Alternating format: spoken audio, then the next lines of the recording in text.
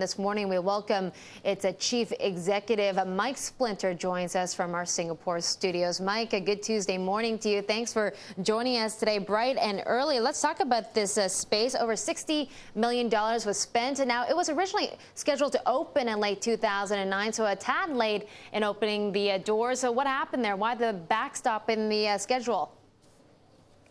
The situation in 2009 was our part of the industry was really in a downturn, so it didn't make sense to open up the center in 2009. But as the market has gotten much better for our products, now is the time to increase capacity, and we're increasing that capacity here in Singapore.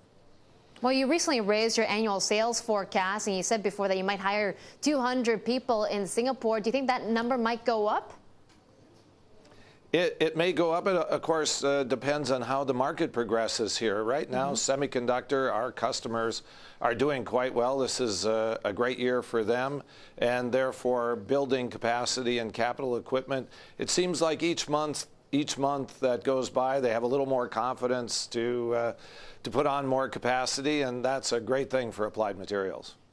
Okay, well, you did recently raise your annual sales forecast to 60% this year, which is already up from the earlier forecast of 50%. So it sounds like really optimistic numbers, Mike. So pretty upbeat. I mean, doesn't that signal to you that maybe you need to add on more capacity and hire more workers across the Asia-Pac? Well, of course, we're going to be cautious and put on our capacity as we need it. Our facility here in Singapore has great expansion capability for the foreseeable future, so we're going to be able to handle the needs of the market as they develop. It's quite a thoughtful operation and a great green building. Okay, well, speaking of needs for the market, some are calling for a stronger RMB these days, Mike. I mean, you hear the calls from U.S. lawmakers. Let me just ask you, you're the head of a multi-billion-dollar global company doing business internationally with China. Where would you like to see the RMB? Well, I think everybody would like to see it traded openly, but I don't think that's going to happen in any time in the near future. So I think we're going to leave that up to the Treasury Department in China and have those discussions with the United States and others. But for us, doing business in China is really quite effective. We're able to sell to Chinese customers. We have a solar research center in China to work with our customers there.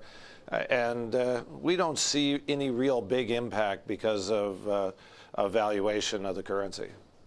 Okay, well, what about these calls coming from U.S. politicians? They say the RMB is significantly undervalued, which is hurting the U.S. economy by dragging away jobs. Now, you're just opening a center in Singapore. Some are saying that, the U.S. needs jobs at home right now. What do you say to that? Well, of course, you have to look at the particular situation in everyone's business. For us, 75% or so of our customers are in Asia. The major chips production zones of the world are in Korea, Japan, Taiwan, and the Singapore region. So for us to be able to work closely with our customers in this time zone, it makes perfect sense for us to be here and be able to interface with them on the work day here in Asia.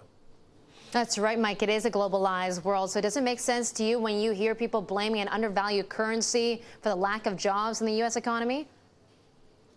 Again, it depends on the sector.